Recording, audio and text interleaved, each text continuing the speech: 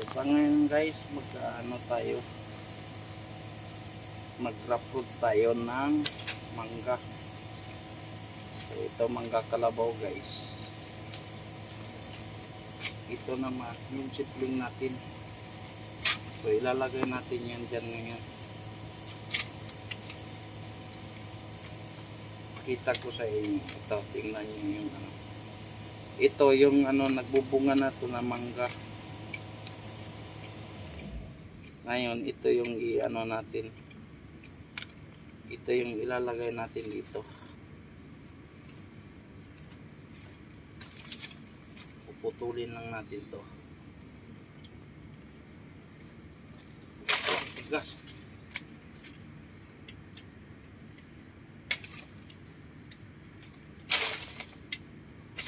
Ayun.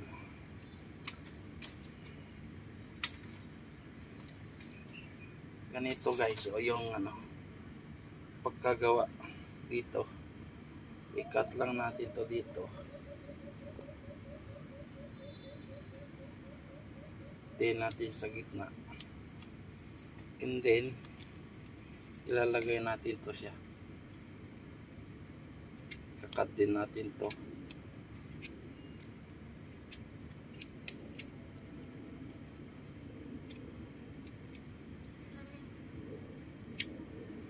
And then guys, ito yung nabili ko. Halagang 300. So nakikita niyo yan. So ito naman ilalagay natin sa ating tanim. Isawsaw lang natin siya. Parang pulbos lang to. Bago natin ididikit doon sa ating namarkot na mangga. Yan. Kita niyo yan. So sa ngayon ilalagay na natin. Pasok lang natin sa loob.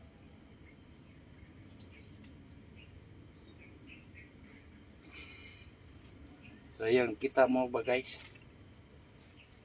Ilapit natin yung camera guys. Tingnan nyo. Ito. Yan. Ganyan lang siya. And then itatali na natin ng ganito. Ito.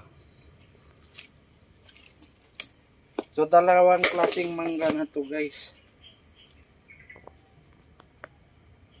So ganyan lang natin yan. And then ikot.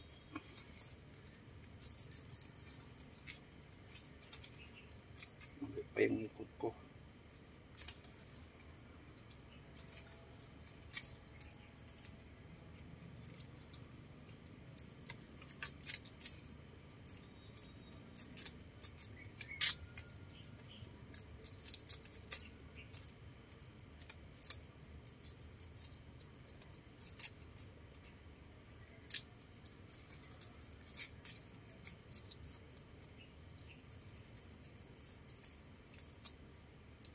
So hindi na natin to kailangan guys hihintayin na lalaki.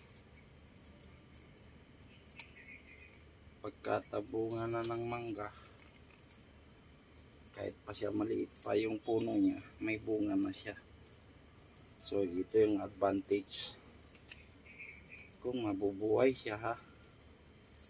Ngayon itong dulo guys, kailangan tatakpan din natin kasi papasukan ng bugbok yan o kung anumang insekto, matatali din siya, hindi mabubuhay yan.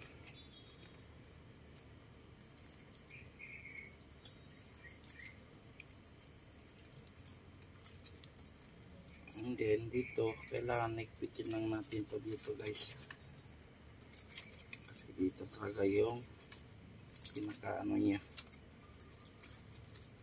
Yan. Itatali lang natin ng ganyan.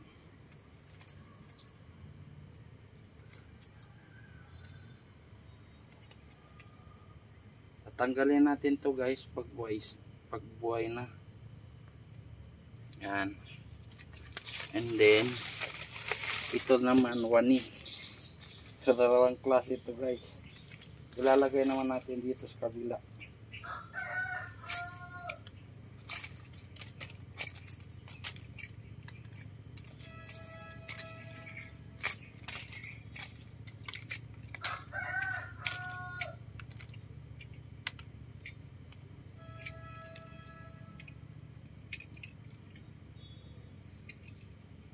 Ganyan lang guys, pagputol nyo ganyan, ganyan. Kailangan matalim yung kutsilyo ninyo gagamitin dito.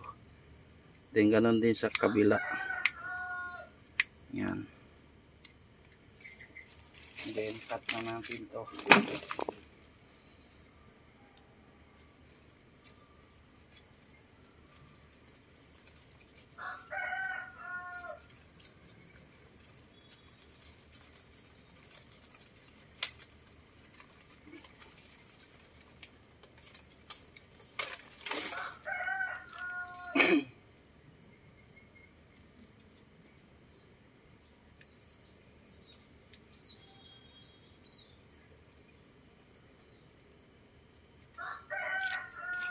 Then ito na yun, lalagay natin to.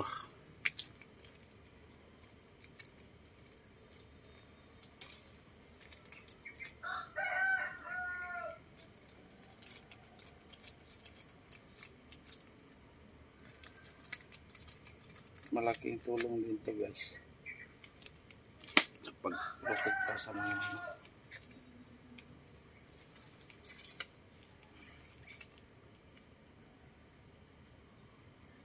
kailangan na natin isisentro.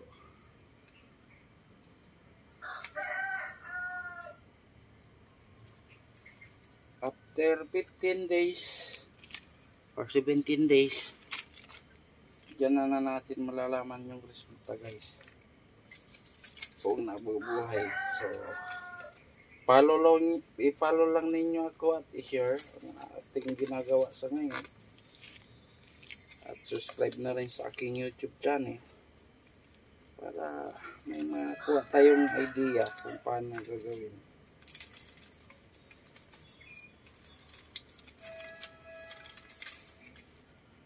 Kasi kung sa bibili nyo to guys ganito, mahal kaya. Eh kung alam na natin ang gagawin, hindi na natin kailangan bumili. Kaya din ninyo sa bahay, pag mayroon kayong mga tanim bahay ninyo, gusto ninyo kakasibol nyo pa lang gagawin ninyo ng ganito,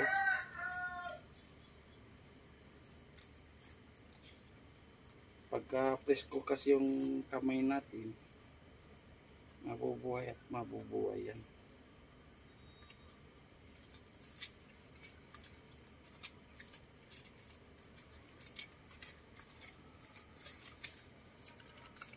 So ito, mababa pa lang siya, may bunga na.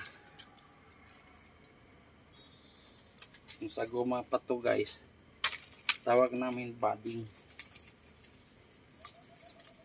Kailangan mo lang doon kuhanin yung batay niya.